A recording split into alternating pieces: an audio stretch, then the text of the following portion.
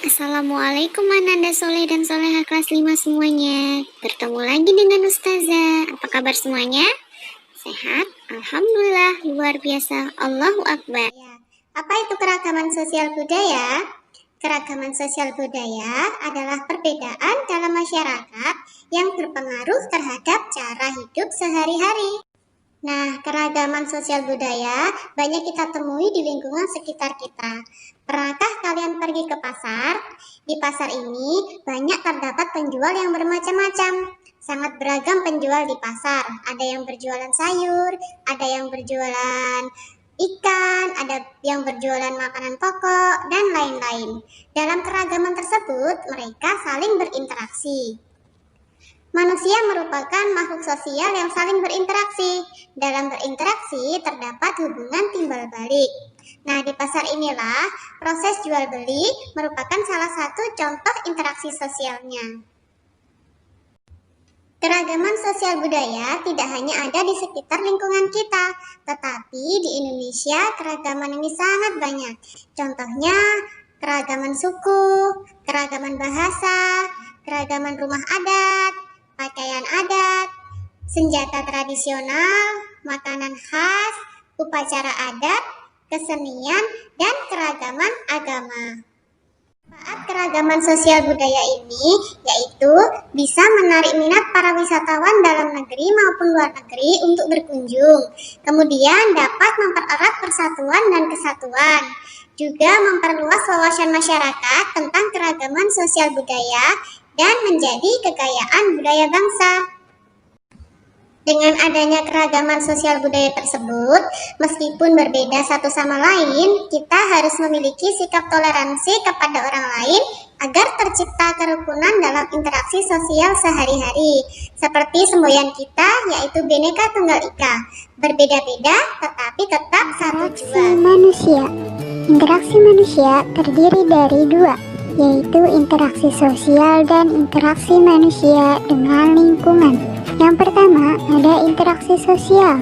Interaksi sosial adalah hubungan-hubungan sosial yang terjadi antar manusia.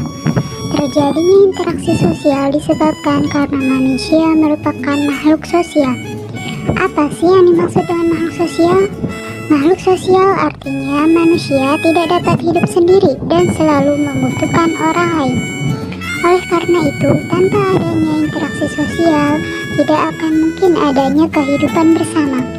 Syarat terjadinya interaksi sosial yaitu jika ada dua orang yang saling berhubungan dan saling berkomunikasi. Artinya, jika ada dua orang yang sedang berhadapan namun tidak saling berhubungan dan berkomunikasi, tidak bisa dikatakan sebagai suatu interaksi sosial. Untuk mengetahui lebih jelasnya, yuk kita simak jenis-jenis interaksi sosial berikut ini.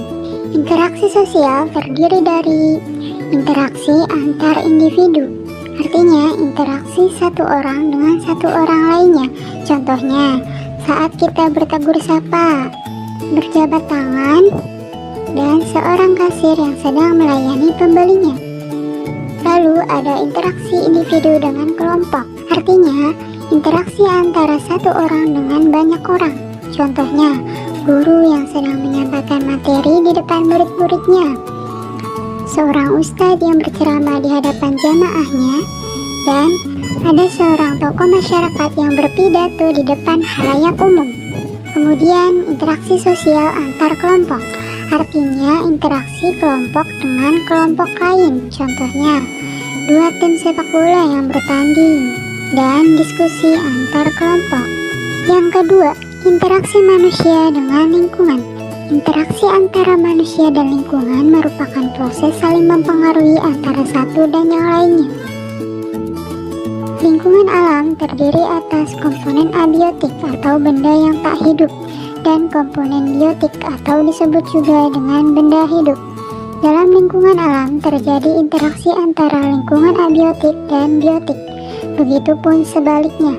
Contoh, interaksi antara komponen abiotik dengan biotik adalah tanah, suhu, dan curah hujan yang mempengaruhi jenis tanaman. Lingkungan biotik juga dapat mempengaruhi lingkungan abiotik. Contohnya, daerah yang banyak tumbuhannya juga dapat menyimpan air tanah lebih banyak. Di samping itu, interaksi antara manusia dan alam dikelompokkan menjadi dua, yaitu interaksi yang menyesuaikan diri dengan alam.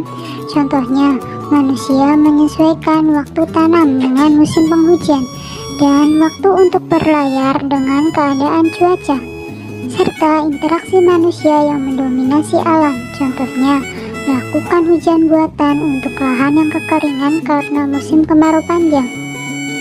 Oke, sekian materi hari ini, semoga mudah dipahami ya. Kurang lebihnya mohon maaf. Wassalamualaikum warahmatullahi wabarakatuh.